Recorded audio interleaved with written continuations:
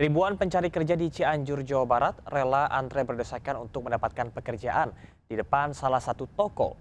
Diketahui toko tersebut hanya merekrut 50 karyawan untuk ditempatkan di beberapa posisi.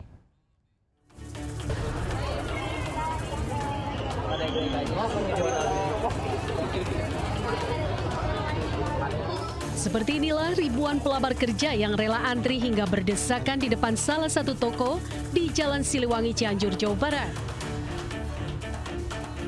Para pekerja datang sejak subuh hingga siang hari. Didominasi para pelamar pekerja ini merupakan fresh graduate baik SMK maupun SMA. Diketahui toko yang berjalan di bidang fashion, makanan, sembako, dan lainnya merekrut sebanyak 50 karyawan untuk ditempatkan di posisi kasir, konten kreator, bagian gudang, dan pramuniaga.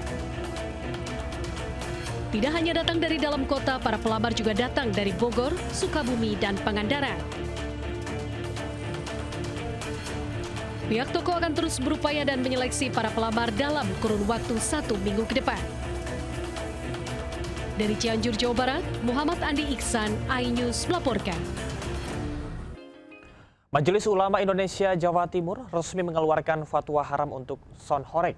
Penggunaan sound dengan suara melebihi batas kewajaran dianggap mengganggu ketertiban dan lebih banyak membawa dampak negatif.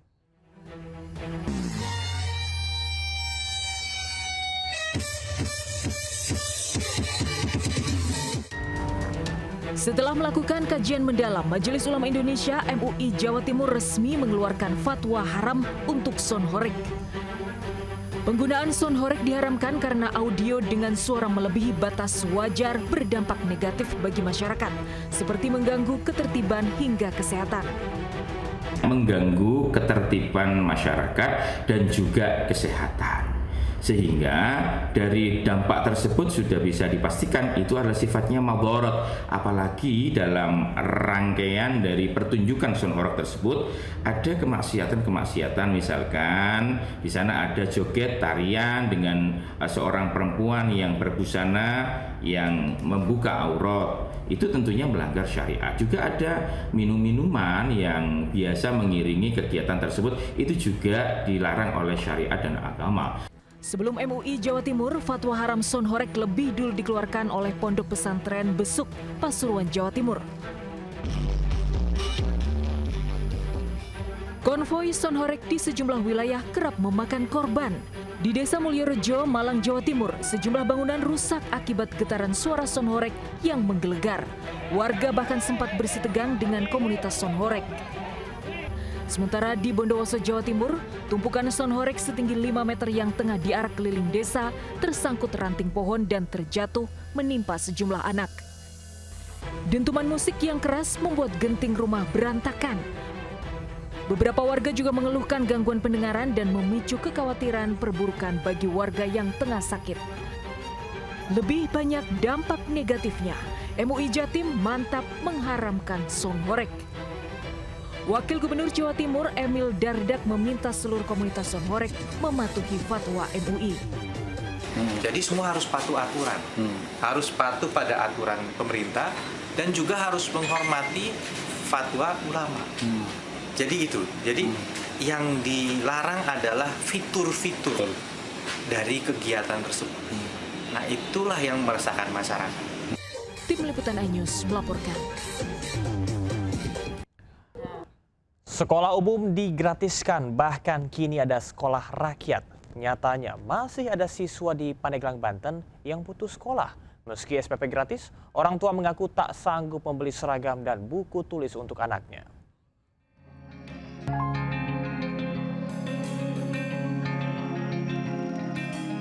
Tahun ajaran baru dimulai, namun tidak semua anak bisa merasakan semangat masuk sekolah. Seperti yang terjadi pada Eni Anggraini, 13 tahun, warga kampung Cicadas, Pandeglang, Banten, yang terpaksa putus sekolah. Kondisi ekonomi keluarga yang serba kekurangan membuat Eni tidak bisa melanjutkan ke bangku SMP. Ibunya, seorang janda, tidak mampu membelikan buku tulis dan seragam sekolah, meski ada program sekolah gratis dari pemerintah.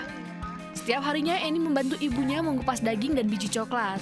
Pekerjaan tersebut menjadi pekerjaan rutin mereka untuk membeli beras. Usai dikupas, biji coklat akan dijemur dan dijual seharga Rp20.000 per kilogramnya. itu mau sekolah, cuman kan ibaratnya harus ada biaya buat beli bajunya kan gitu. Dari mana kan hasil makan aja nggak cukup gitu buat sehari-harinya. Ibunda Eni mengatakan kehidupannya semakin sulit sejak bercerai dengan suaminya beberapa tahun lalu. Ia berharap ada bantuan dari Pemkab setempat agar sang anak bisa kembali bersekolah. Dari Pandeglang, Banten, Iskandar Rustion, iNews melaporkan. Tahun ajaran baru SDN 10 Krandegan, Banjarnegara, Jawa Tengah hanya mendapat 2 siswa saja. Sekolah tersebut kalah bersaing dengan sekolah-sekolah unggulan lainnya dan sekolah swasta yang menjadi favorit orang tua murid. Meski hanya diisi 2 siswa saja, proses belajar mengajar tahun ajaran baru terus dilakukan di Sekolah Dasar Negeri 10, Krandegan, Banjarnegara. Pada tahun sebelumnya, sekolah hanya mendapatkan 7 murid saja, sehingga total sekolah ini hanya memiliki 43 siswa dari kelas 1 hingga kelas 6. Akibatnya, meski pembelajaran tahun ajaran baru sudah dimulai, hingga kini sekolah masih membuka pendaftaran siswa, menunggu siswa yang belum mendapatkan sekolah. Walaupun kami juga sudah berupaya membangun komunikasi dengan komite, terus dengan masyarakat, bahkan kami door to door Pak, datang ke rumah-rumah. Namun memang kebetulan kalau wilayah yang dekat sekali sini nggak ada anak kecil, rata-rata sudah masuk SMP. Untuk antisipasi kekurangan murid, sekolah berharap ada penerapan zonasi untuk sekolah dasar.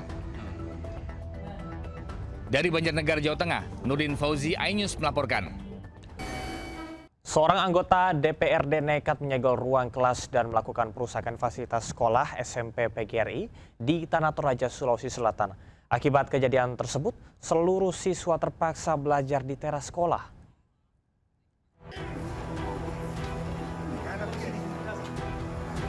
Puluhan siswa-siswi terpaksa belajar di teras sekolah akibat ruang kelas dikunci sepihak seorang anggota DPRD DKB di SMP PGRI Marinding, Toraja Utara. Pihak sekolah mengaku tidak tahu penyebab penyegelan ini dan tidak berani membuka segel. Tak hanya penyegelan, sejumlah fasilitas sekolah juga dirusak, bahkan fondasi bangunan sekolah juga turut jadi sasaran perusakan.